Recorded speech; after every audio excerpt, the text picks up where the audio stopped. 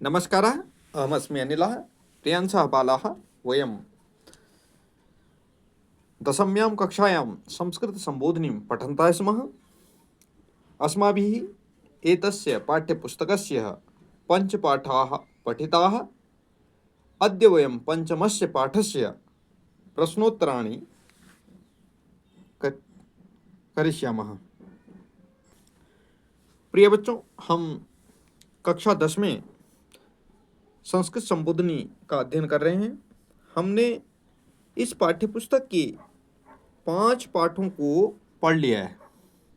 5वें पाठ का नाम है भारतस्य चत्वारि धामानि। आज हम इस पाठ के प्रश्नोत्तर हल करेंगे। पाठ के प्रश्नोत्तर इस प्रकार से हैं। तो अभ्यास प्रश्नाः भारतस्य चत्वारि धामानि। एक पदेन उत्तरात्, एक पद में उत्तर दीजिए। भारतवर्षे कति धामानि सन्ति? उत्तर हो जाएगा चत्वारि। भारतवर्ष में कितने धाम हैं? तो 4 हैं। उत्तरस्यां दिशि विद्यमानस्य धाम्नः किं नाम अस्ति? उत्तर दिशा में विद्यमान धाम का क्या नाम है? तो बद्रीनाथ धाम उत्तर है इसका। रामेश्वरम कस्मिन् प्रान्ते अस्ति? तो उत्तर हो जाएगा तमिलनाडु प्रान्ते। उसके बाद है कस्मिन् धाम्नि रथ यात्रायाः आयोजनं भवति? उत्तर हो जाएगा जगन्नाथपुरी धाम्नि। पूर्ण वाक्येन उत्तरात्, पूर्ण वाक्य में उत्तर दीजिए। चतुर्णां धाम्नां नामानि लिखत।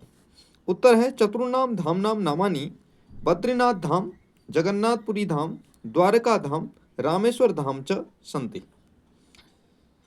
उसके बाद है श्री बद्रीनाथ मंदिरम कस्याः नद्याः तटे स्थितम? श्री बद्रीनाथ जी का मंदिर कौन सी नदी के तट पर स्थित है? तो श्री बद्रीनाथ धाम मंदिरम, श्री बद्रीनाथ मंदिरम सीधे सीधे धाम नहीं आएगा। श्री बद्रीनाथ मंदिरम अलकनंदा नद्याः तटे स्थितम। अगला है द्वारकापुरी निर्माणम केन कारितम? द्वारकापुरी का निर्माण किसने कराया? तो द्वारकापुरी निर्माणम श्री कृष्णेन कारितम। रामेश्वर तीर्थ कुत्र विराजते? रामेश्वर तीर्थ कहाँ है? तो रामेश्वर तीर्थम तमिलनाडु राज्यस्य रामनाथपुर मंडले समुद्र तीरे विराजते। अगला प्रश्न है कोष्टकात् पदम चित्वा रिक्त स्थानानि पूरयत। कोष्टक से पदों को चुन करके रिक्त स्थानों की पूर्ति करें। तो जो मैंने रेखांकित किए हैं यहाँ पर आपका रिक्त स्थान है। द्वारकापुरी डॉट डॉट निमग्ना जाता आकाशे नद्यां भूमो। तो कहाँ हुई? नद्यां, नदी में समा गई। जगन्नाथस्य भगिनी डॉट डॉट अस्ति। जगन्नाथ की भगिनी बहन कौन है? लक्ष्मी, सीता, सुभद्रा, राधा। उत्तर हो जाएगा सुभद्रा। चतुर्णाम धामनाम महत्वम डॉट डॉट प्रचारितम। 4 धामों के महत्व को किसने प्रचारित किया? शंकराचार्येण, व्यासेन, कालिदासेन, शूद्रकेण। तो उत्तर हो जाएगा शंकराचार्येण। अगला चौथा प्रश्न है कि पाठात अव्यय पदानि चित्वा लिखत। अपने इस पाठ से अव्यय पदों को चुनकर लिखिए। तो बहुत सारे अव्यय पदों को चुन के मैंने लिखा है। तो पाठ में च मतलब और, अपि मतलब भी, सह मतलब साथ, पुरतः सामने, अत्र यहाँ, यदा जब, अद्यापि आज भी, यथा जैसे, तथा वैसे, एव ही, ये हैं। इनके अर्थ सहित मैंने आपको बता दिया है। केवल कहा गया है कि पाठ से अव्यय पदों को चुन करके लिखना है। तो यहाँ पर लिखें। अगला है पाठांशात क्रियापदानि चित्वा नूतनानि पंचवाक्यानि रचयत। पाठ से क्रियापदों को चुन करके नए 5 वाक्यों की रचना कीजिए। एक वाक्य पहले से ही यहाँ पर यथा में दिया है, क्रियते में बनाया है कि अस्मिन् मंदिरे नर नारायणम पूजनम क्रियते। इस मंदिर में नर नारायण का पूजन किया जाता है। तो उसके बाद है वर्तते श्री बद्रीनाथ धाम भगवतः श्री विष्णोः आराध्य स्थलम वर्तते। वर्तते में ये बनाया है। तो ये अगला है भवति। भवति में जो वाक्य बना है प्रतिवर्षम अत्र रथ यात्रायाः आयोजनम भवति। ये मैंने सब पाठों से ही चुन के बनाए हैं जो आपके लिए आसान होंगे और एक स्मृति भी रहेगी कि हमने पाठ में क्या पढ़ा है। उसके बाद मन्यते, द्वारकापुरी चतुर्षु धामसु अन्यतमा मन्यते।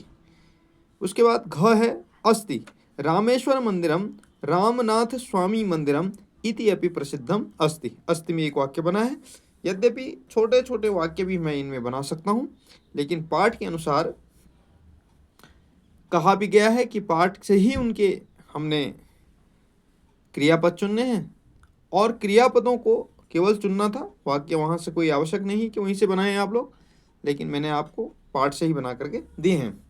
उसके बाद आप अगला जो प्रश्न देखेंगे उचित मेलनम, इसको एक बार किताब में दर्शा देता हूँ आपको। ये इस प्रकार से है, उचित पदै सह मेलनम कुरुत, उचित पदों के साथ मिलान कीजिए। क स्तंभ है और ख स्तंभ है। तो पहला है जगन्नाथपुरी, तो जगन्नाथपुरी कहाँ है? उड़ीसा में है, तो इसका मिलान हम ठीक इसके साथ कर देंगे। उसके बाद रामेश्वरम, रामेश्वरम कहाँ है? तो ये तमिलनाडु में है, इसको हम ठीक इधर मिला लेंगे तमिलनाडु के साथ। बद्रीनाथम, बद्रीनाथ उत्तराखंड में है, इसलिए यहाँ मिला लेंगे। और द्वारका गुर्जर प्रांते, गुर्जर कहते हैं गुजरात के लिए, गुजरात में, तो इस प्रकार से यहाँ मिलान, और मैंने सीधे वहाँ जो टाइप करके बनाया है उसमें ठीक सामने लिखे हैं। बाकी आप अपने शिक्षकों के निर्देश के अनुसार इसको बना सकते हैं, जैसे वो कहेंगे वैसे आप अगर काट के लिखने होंगे तो ऐसे लिख लीजिए, नहीं तो सामने लिख सकते हैं। तो जगन्नाथपुरी उड़ीसा, रामेश्वरम तमिलनाडु, बद्रीनाथम उत्तराखंड, द्वारका गुर्जर प्रांते, इस प्रकार से ये हल हुई। सप्तमः प्रश्न अस्ति, सातवां प्रश्न, संधि संधि विच्छेदम वा कुरुत, संधिम संधि विच्छेदम वा कुरुत। तो पहला है शास्त्रानुसारम, इसका संधि विच्छेद होगा शास्त्र धन अनुसारम। तो उसके बाद है चौधन इत्यादयः, तो ये बन जाएगा चेत्यादयः। इसमें हमने संधि आपको जोड़ना है, पहले से यहाँ पर संधि विच्छेद किया गया है। फिर है कालेस्मिन, तो काले धन अस्मिन, ये इसका संधि विच्छेद है। फिर है इति धन अनेन, वहाँ पर संधि विच्छेद हुआ है तो इत्यनेन हो जाएगा। अगला है समर्पितम अस्ति, तो समर्पितम धन अस्ति। अंतिम प्रश्न है पाठ का, अधोलिखितानाम पदानाम साहाय्येन संस्कृत वाक्यानि लिखत, नीचे दिए गए पदों की सहायता से संस्कृत वाक्य लिखिए। तो रामेश्वर मंदिरम, चत्वारि श्री कृष्णस्य और अग्रजः, मैंने दो दो बनाए हैं, आपको जैसा उचित लगे आप अपनी कॉपियों में शिक्षकों के मार्गदर्शन में लिखिए, जैसे वो आपको बताते हैं।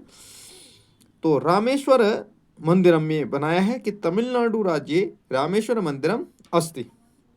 दूसरा वाक्य है रामेश्वर मंदिरम शिव विष्णु भक्तानाम आधार केंद्रम अस्ति। ये सब वाक्य जो बने हैं आपकी ही पाठ्य पुस्तक से बने हैं और जो पाठ आप पढ़ रहे हैं उसी से बने हैं। चत्वारि भारते चत्वारि धामानि सन्ति। उसके बाद एक अलग सा प्रश्न बनाया है, किताब का नहीं है। चत्वारि फलानि पतन्ति, श्री कृष्णस्य में श्री कृष्णस्य भगिनी सुभद्रा अस्ति। उसके बाद श्री कृष्णस्य में फिर दूसरा वाक्य है श्री कृष्णस्य भ्राता बलभद्रः अस्ति। अग्रजः में श्री कृष्णस्य अग्रजः बलभद्रः अस्ति, यहाँ पर अग्रजः माने बड़ा भाई।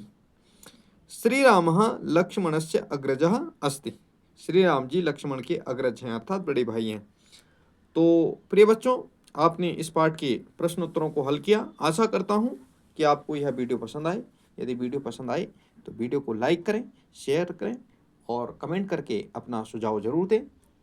यदि आप चैनल पर नए हैं तो वीडियो को सब्सक्राइब करना न भूलें। तो अस्तु वयम् एतावदेव पठित्वा अद्य विरमामः। नमो नमः।